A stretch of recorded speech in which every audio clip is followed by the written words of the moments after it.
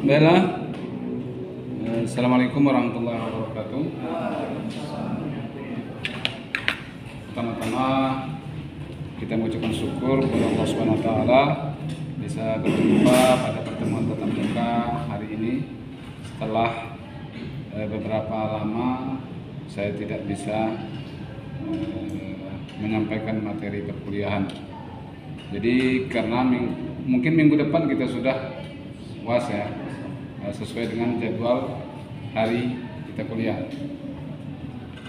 Jadi kesempatan ini kita akan menambah materi perkuliahan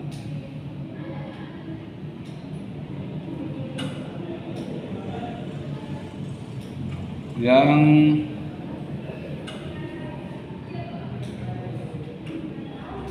tentunya masih sangat kurang. Jadi banyak hal yang perlu kita bahas. Namun pada prinsipnya Anda sudah mengerti mengenai termodinamika. Apa kemarin termodinamika? Supaya lebih clear lagi. Apa pengertian termodinamika?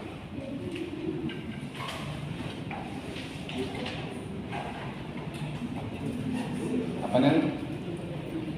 Yang Daniel ketahui aja.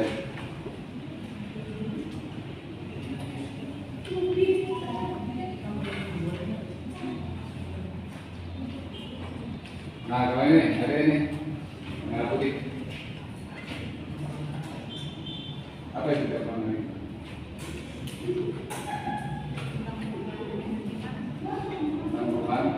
Seperti apa ya? Panas, ubah dia. Jadi listrik melalui.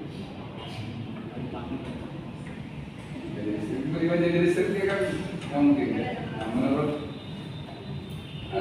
Apriani seperti apa?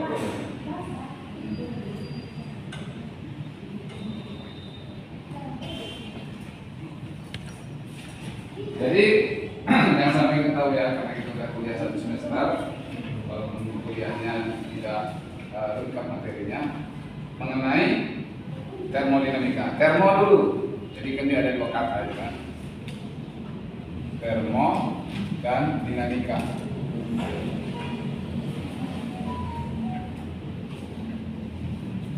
Termo itu artinya panas, dan dinamika artinya gerak. Jadi dalam ilmu termodinamika itu kita mempelajari bagaimana panas itu bisa menghasilkan gerak. Kenapa kita orang elektro harus mempelajari itu? Karena dalam pembangkit listrik, terutama yang konvensional, kita memerlukan putaran untuk memutar poros daripada rotornya. Rotor, ada rotor, ada stator. Pada mesin listrik generator ada rotor, ada stator. Kita memerlukan penggerak untuk rotornya.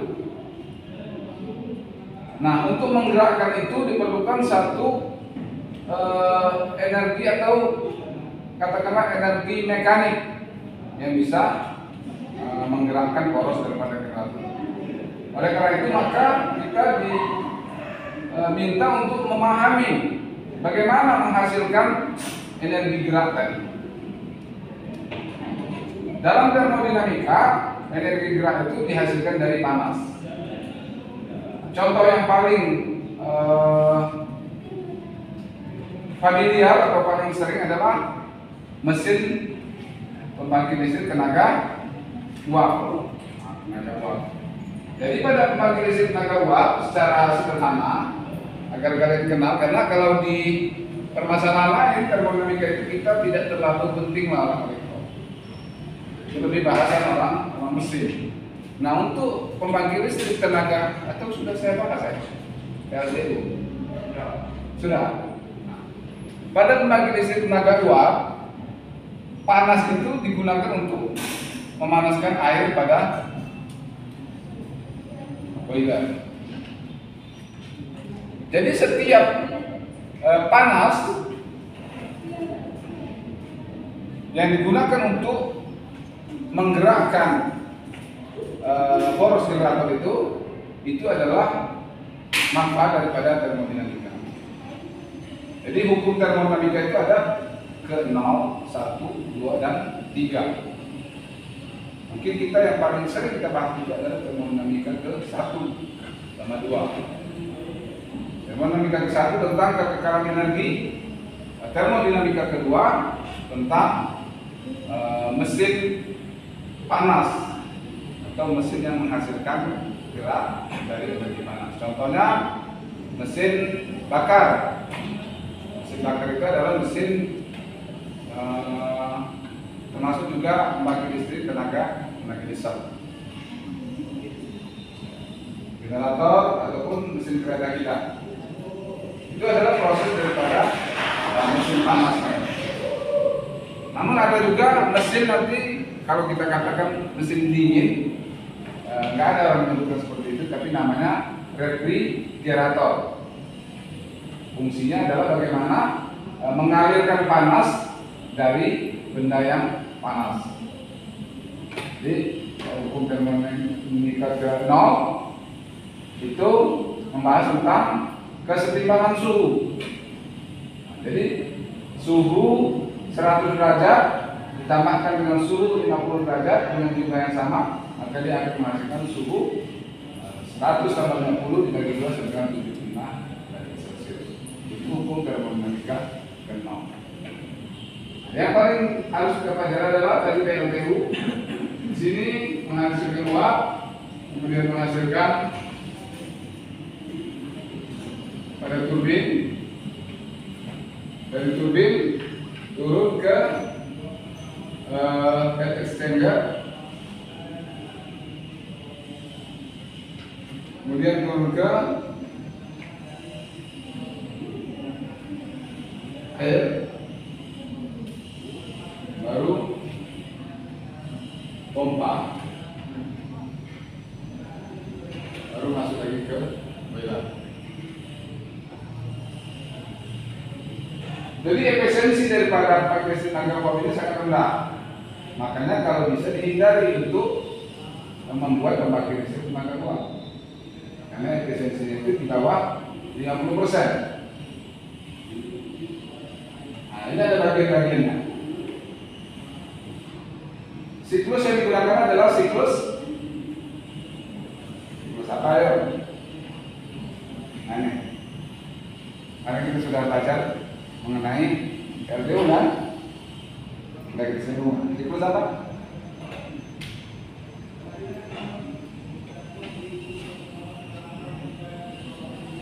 Ada yang tahu? Ini yang putih juga yang apa?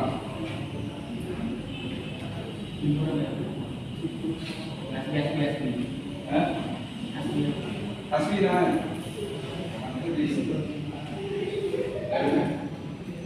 Siklus apa nih? Reversible. Hah? Reversible itu ininya apa ya? Yang kembali ke posisi asal kan. Jadi tadi kan air terus kembali ke air itu namanya. Tapi nama katakanlah penemunya siklus ini, siklus LTU ini. Ini ada yang siapa? Putri ya kalau misalnya namanya? Hah? Dwi? Ya ada putrinya? Dwi Putri di fakultas kita ya. Apa coba di siklusnya? Siklus Brighton Pak. Ini siklus Brighton Pak. Oh bukan sama. Siklus Rankine. Nah, siklus Rankine. Jadi siklus Rankine, oke. Paling tidak kita belajar termodinamika ini Anda paham betul mengenai PLTU ini. Nah, jadi lumayan. Nanti kalau Anda bekerja di PLTU, Anda di tes, maka Anda pasti lulus PLTU. Karena masih banyak sekarang PLTU. Walaupun PLTU itu sudah mau di stop karena dia menggunakan bahan bakar batu bara yang menghasilkan polusi. Nah, siklusnya adalah siklus Rankine.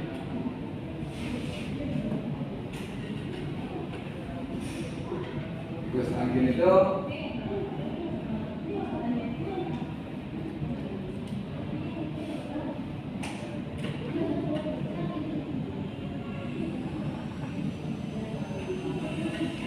Nah, kakak salah seperti itu.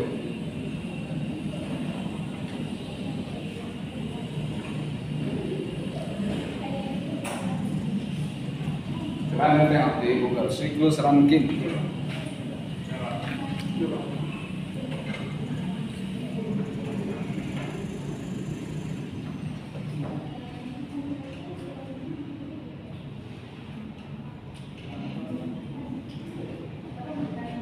Siklus Rankine.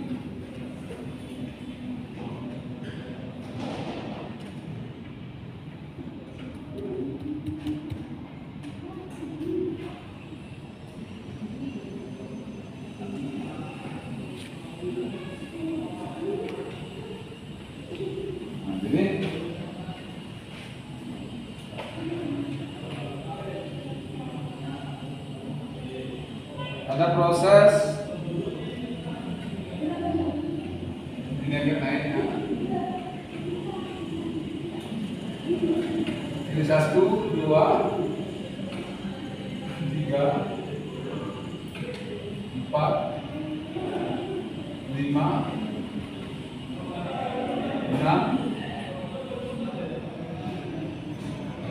6% dan kembali lagi ke 1. Tanda-tandanya gini.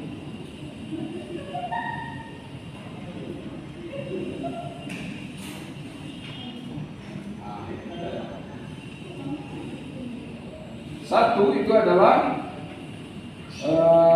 kita lihat sumbunya. Di sini sumbu ke atas itu adalah T, sumbu ke bawah samping adalah S atau entropi.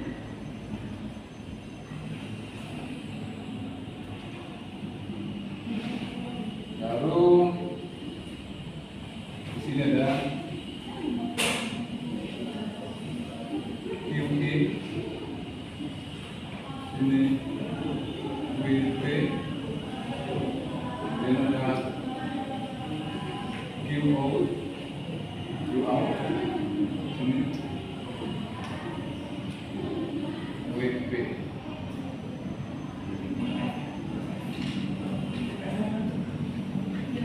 Nah, jadi adik, proses 1 itu awalnya berarti dia di sini. Inilah 1. Ketika air masih dalam keadaan dingin, baru menuju proses 2. Apa yang dilakukan pada proses 2?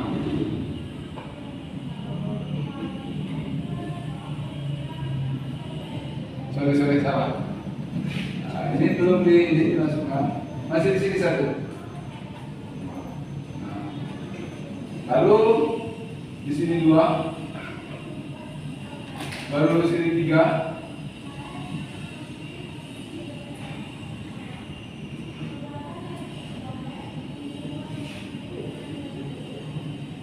Ya, sini 2, jadi masih di sini 2, sini 3. Baru 4 di sini.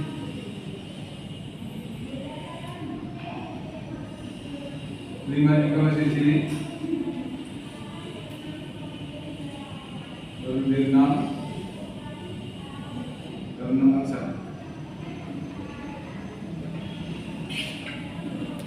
Bentar, Anda kan? Ini pasti belum mengerti.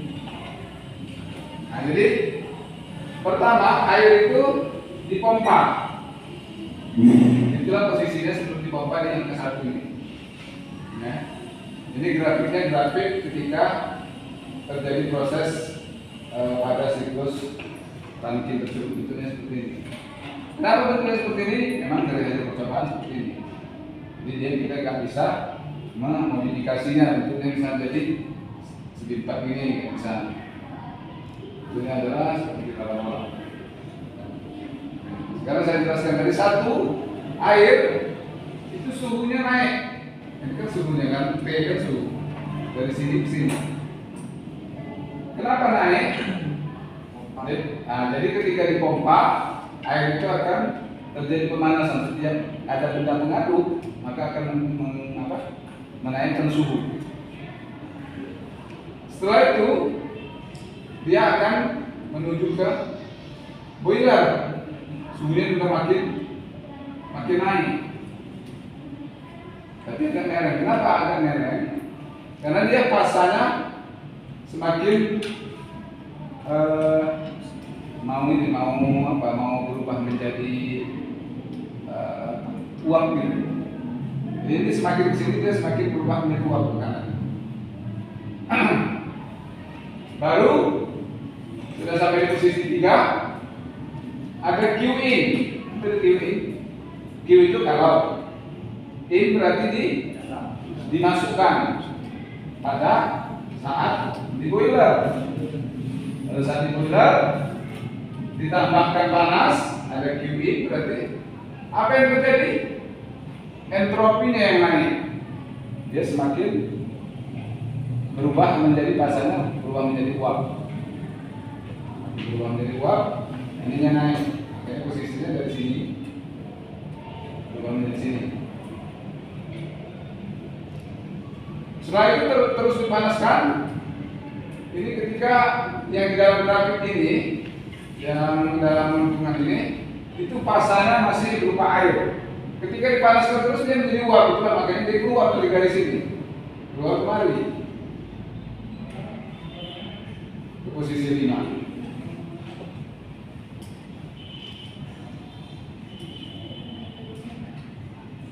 Keluar dia jadilah uap dengan entropi tinggi.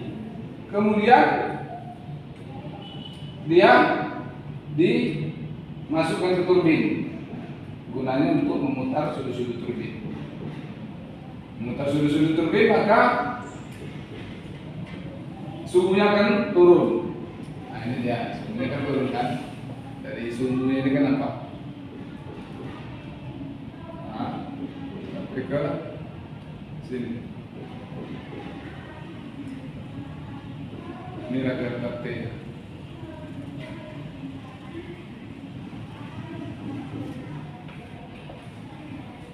Setelah suhunya turun, baru dia ini ada WT, berarti jadi panasnya dibuang.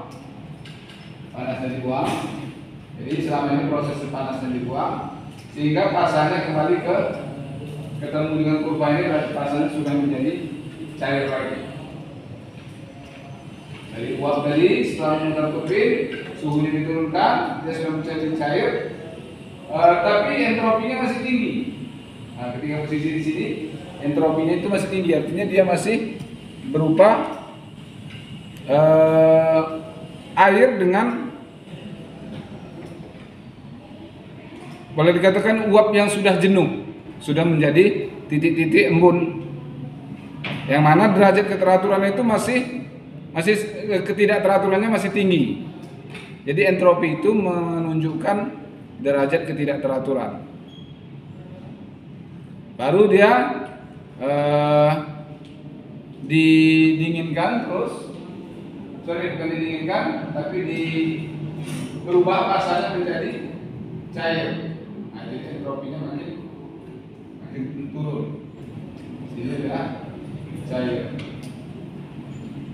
Dan kembali lagi ke posisi semula untuk dipompa. Jadi inilah siklus Rankine yang kita baca daripada pembangkit listrik tenaga uap, atau bukan kata pembangkit listrik tenaga uap, tapi mesin uap, karena belum ada pembangkit listriknya. Pembangkit listriknya nanti digunakan ketika turbin dekat pada generator.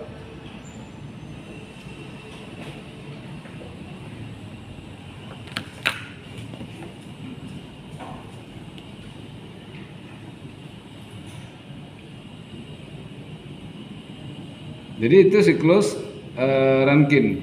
Ada juga siklus Rankine itu yang berbeda dengan ini, dia tidak ada keluar dari grafik ini. Berarti dia tidak sampai menjadi uap. Tidak sampai menjadi uap, terus dia sudah diturunkan lagi. Masih dalam posisi cair.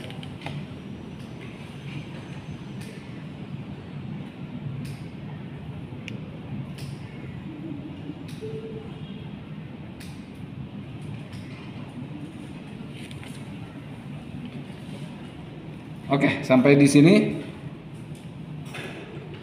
ada nggak kurang jelas mengenai siklus Rankine dan hubungannya dengan pembangkit tenaga uap?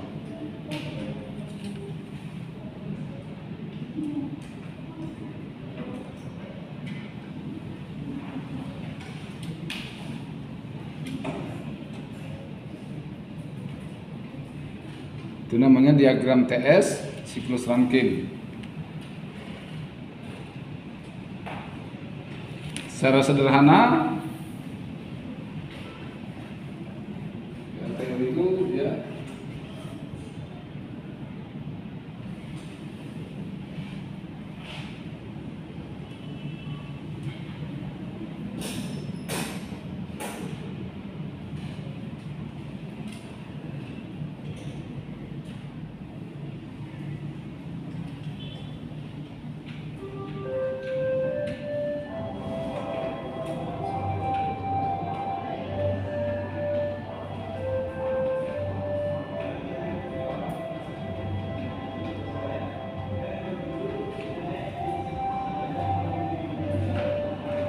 inilah yang digunakan untuk menggerakkan generator, namanya win out. Jadi ada kalau masuk, kemudian dari uap, ada yang dirubah menjadi kerja untuk memutar generator, dan ada juga alor yang dibuang ke pendingin. Ini namanya reservoir panas, ini reservoir dingin, reservoir.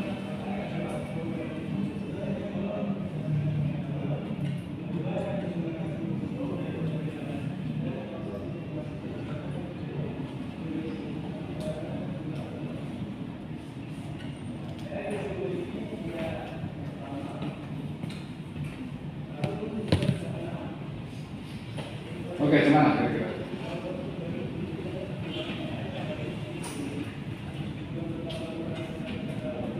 Roughly. Gimana kira-kira? Ada yang ngerti nggak dari penjelasan saya?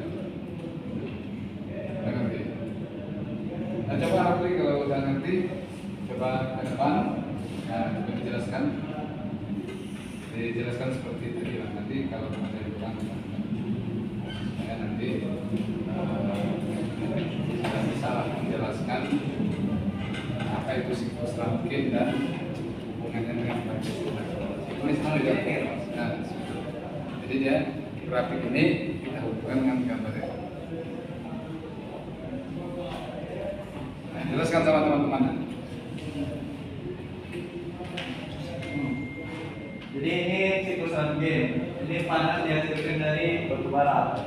Dari panas itu dia untuk memanaskan boiler, yang mana di dalam itu ada air. Setelah air itu panas, jangan jadi uap. Lalu dari uap itu tekanannya itu dipadatkan untuk ke turbin generator. Setelah itu turbinnya berputar, makanya dia menghasilkan listrik. Setelah dari turbin, nanti uap itu akan mencair, tapi suhunya masih tinggi. Untuk menurunkan suhu itu didinginkan menggunakan ada kondensor ya. Didinginkan menggunakan kondensor, lalu uap itu kan udah cair tadi, udah dingin tadi, dibalikkan ke boiler. Siklusnya begitulah. Oke, terima kasih. Sekarang saya sering belajar dari kok ada tidak punya saya pertanyaan nggak? Nggak ada. Saya sering lihat katanya gitu.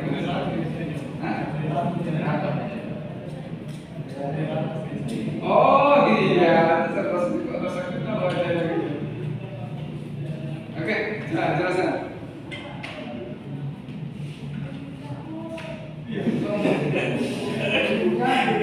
Udah dulu. Sama siapa? Sama suami? Iya.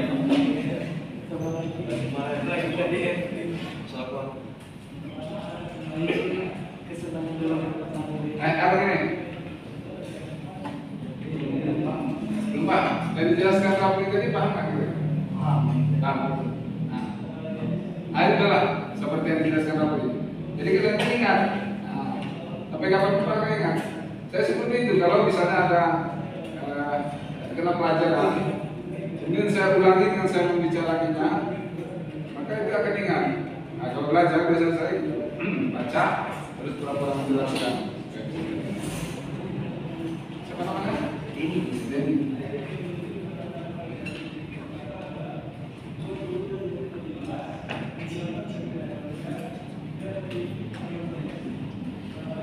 Jadi dari panas dia menggunakan batu bara, terus masuk ke boiler, menghasilkan uap-uapnya tidak padat, terus masuk ke turbin. Dari itu masuk ke turbin ya? Dari turbin, terus dia didinginkan ke kondenser, lalu masuk ke pom, lalu balik lagi ke boiler, baru keluar uap. Dengan grafik yang di kanan itu coba jelaskan.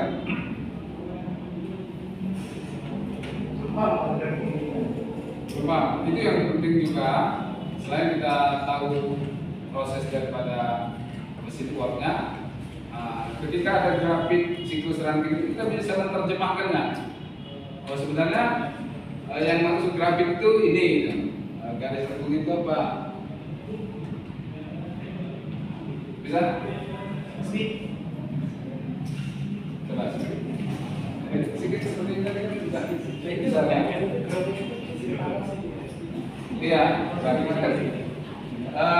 grafik ini muncul sebenarnya dari percobaan ini. Ketika ada siklus ini, ketika digambarkan lah titik-titiknya jadilah grafik ini. Nah, sekarang kita mau keluar. Nah, grafik ini posisinya ini di mana?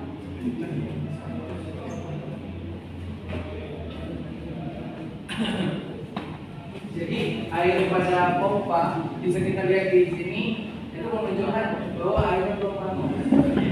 Begitu dinaikkan ke boiler, suhunya meningkat sedikit dan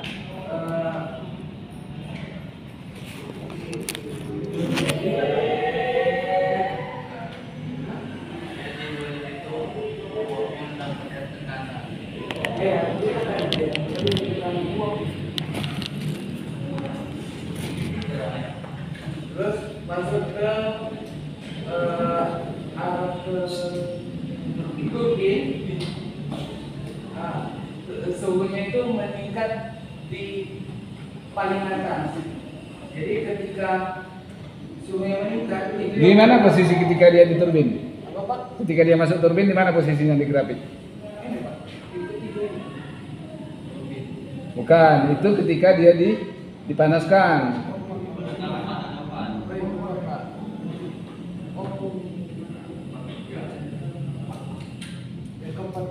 Yang keempat. Nah, terus kenapa dia kelima? Kelima dia ini dikeluarkan Pak. Jadi ketika dia empat itu, air itu masih dalam bentuk air. Pas posisi 4 itu dia mau berubah menjadi uap. Makanya dia keluar dari grafik gitu. Keluar dari grafik lengkung itu. Nah, jadi ketika masih dalam turbin, masih dalam boiler, itu posisinya masih di 4. Ketika dia masuk turbin di 5. Jadi ketika energinya paling kuat itulah dia dimasukkan ke turbin, sehingga dia bisa menghasilkan putaran sebesar mungkin, yaitu di 5. Paling tinggi dia. Entropinya pun paling tinggi. Terus setelah di 5 gimana? Kelima air air sisa dari uap tadi itu Benar bukan sisa. uap tadi itu akan mencair menjadi air lagi, tapi dengan suhu yang tinggi. Di sini ada di tengah, baru dimasukkan ke dalam.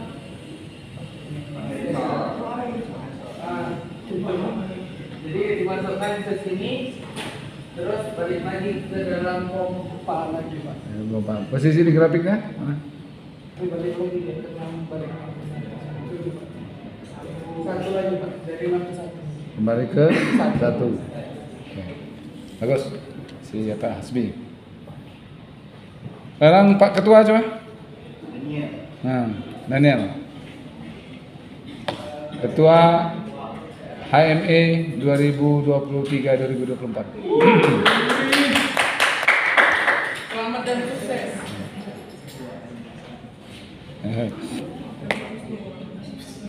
Ya, Nel. Bagaimana pompa itu bisa menggerakkan organisasi HME? Ya?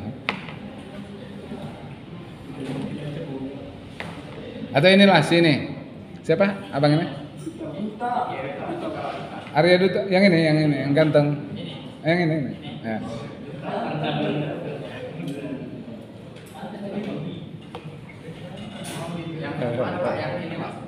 Ya, dengan grafik itu ya. Yang ini. Nah, grafik dihubungkan dengan menjelaskannya dengan gambar itu apanya?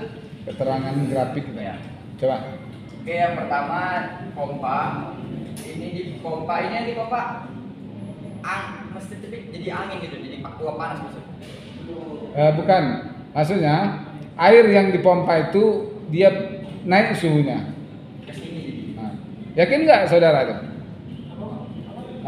Air yang dipompa itu suhunya naik. Yakin ya? Ya udah, lanjut ini.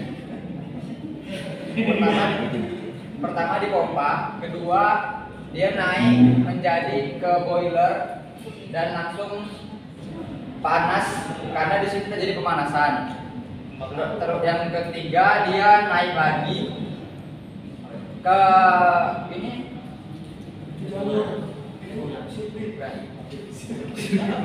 Yang ketiga, kalau di sini apa namanya?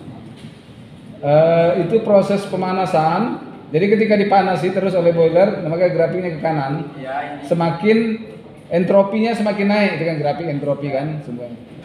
Ya, entropinya semakin naik, coba bilang. Entropinya semakin naik yang ke nomor 4 gitu ya, Pak. Ya. Turbin. Lalu ke turbin dia di sini. Diberikan panas terus, dia berubah pasanya menjadi uap. Jadi uap. Nah, itu makanya dia naik. iya, keluar dari grafik. Dan habis itu dia ke nomor 6 menjadi cair kembali ke ini kondenser ya, Pak. Kondensor. Ini, Pak. Nah, setelah dikondensor berubah menjadi Berubah jadi air. Dan sama ya,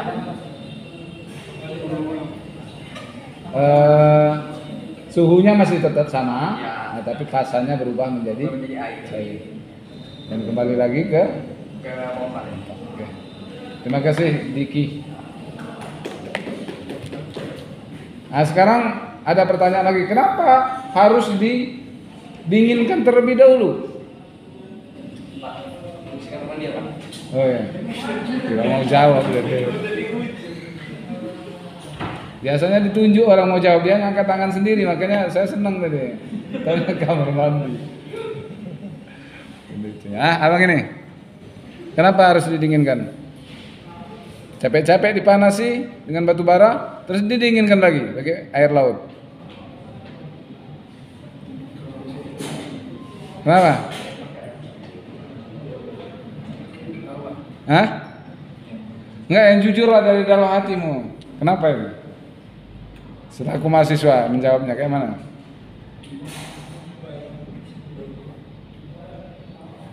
Kenapa didinginkan lagi? Siapa namanya? Ridho, Pak. Ridho, kenapa Ridho? Bebas, jawab aja gimana?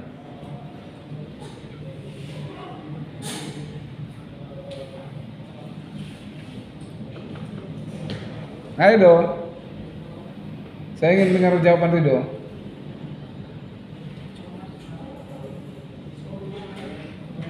Kenapa didinginkan lagi?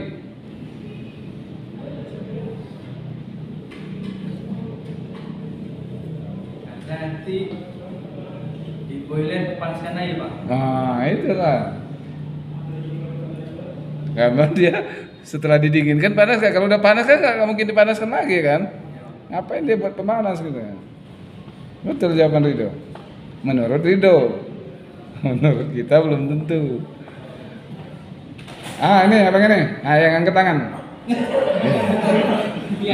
Udah nggak apa-apa, jawab aja. Kenapa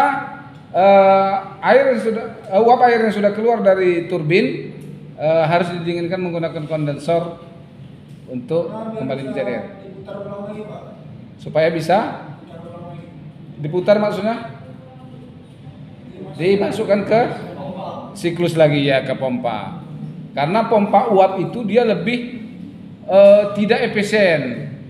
Ada sih pompa untuk memompa uap, tapi tidak efisien. Artinya uap dipompa dimasukkan ke boiler, digabungkan lagi dengan air, itu sangat tidak efisien.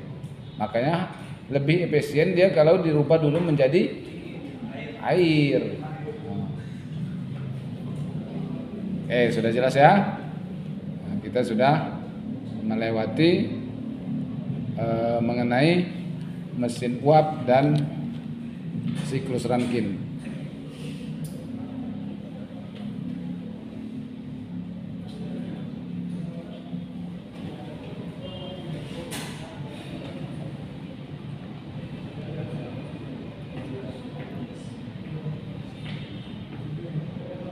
Nah, sekarang masalah kerja. Kerja pada suatu sistem itu akan bernilai positif dan kadang bernilai negatif. Kapan dia bernilai positif? Ketika dia menerima kerja. Nah, misalnya suatu mesin diputar, berarti kerjanya positif karena dia mendapatkan input. Tapi kalau mesin itu memutar, berarti kerjanya negatif. Nah, contohnya pada siklus tenaga uap tersebut, ketika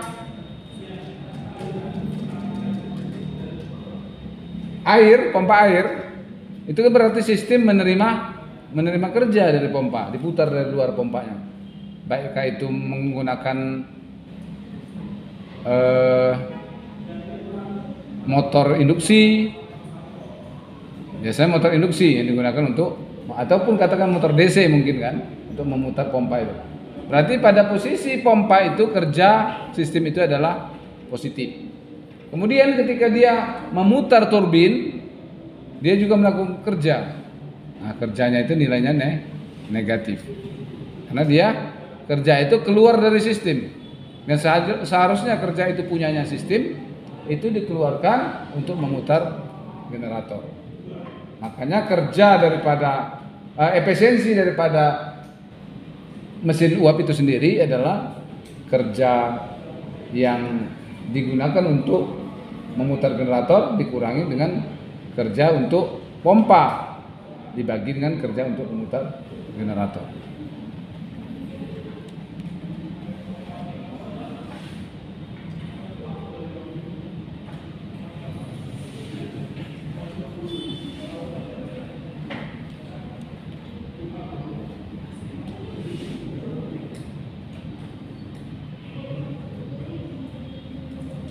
Nah, sekarang kalau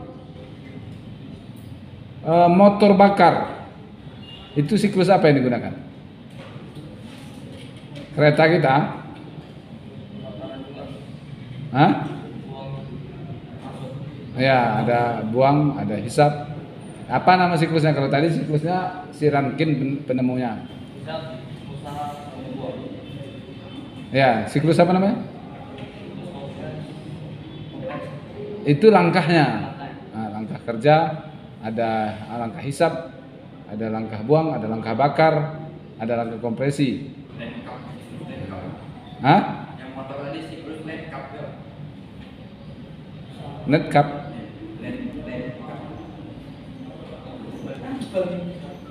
Ada orang Minang nggak di sini? Orang Minang pasti tahu. Siklusnya siklus Koto, bukan Koto ya, Oto. OTTO. Oto. Makanya ada mesin di kalau nggak salah di Padang itu dia dibilangnya Oto kendaraan itu. Oto. Kalau kita kan Sudako, sana Oto. Karena siklus ini. Siklus Oto itu yang disebutkan oleh Adin tadi. Ada langkah kompresi, kemudian ada langkah hisap, ada ekspansi dan langkah buang. Tuh, ini lebih jelasnya nanti Anda bisa baca di literatur buku termodinamika. Untuk pengayaan materi silakan download, banyak itu buku termodinamika ya. Cari yang berbahasa Inggris karena dia lebih lengkap. Kalau udah diterjemahkan ke bahasa Indonesia, dia sudah ringkas-ringkasnya. Kadang kita kurang memahami. Tapi kalau dalam buku bahasa Inggrisnya itu akan lebih jelas. Setiap penjelasannya itu dijelaskan secara detail. Langkah hisap itu apa, kemudian langkah buang apa, ya. Itu di buku bahasa Inggris.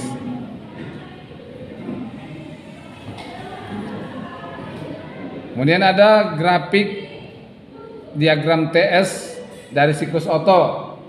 Itu berbeda dengan Rankine. Kalau Rankine kan seperti ini tadi. Diagram TS, nah ini namanya diagram TS.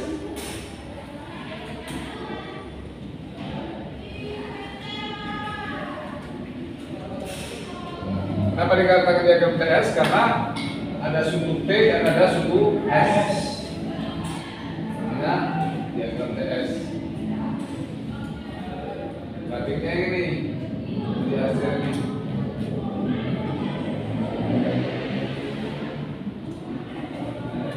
Kalau siklus Otto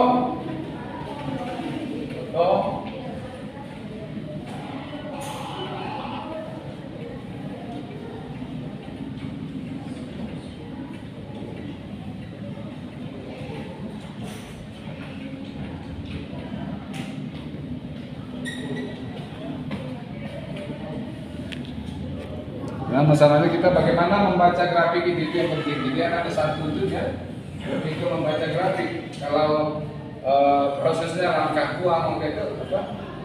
Anak mahasiswa D3.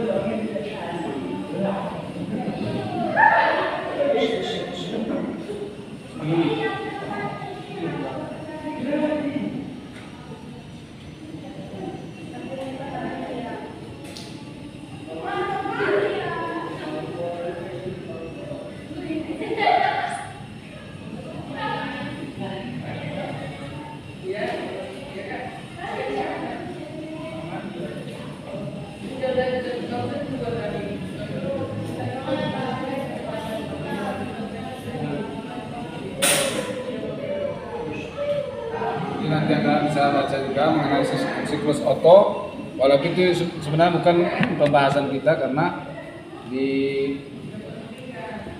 pembangkit listrik itu tidak ada yang menggunakan, ada juga sih genset-genset yang di pasaran itu menggunakan bensin.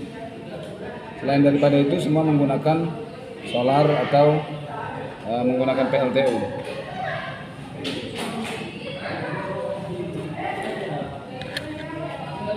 Oke, nanti pembahasan termodinamika bisa kita lanjutkan mungkin dengan online atau Anda bisa diskusi langsung melalui grup WA kita.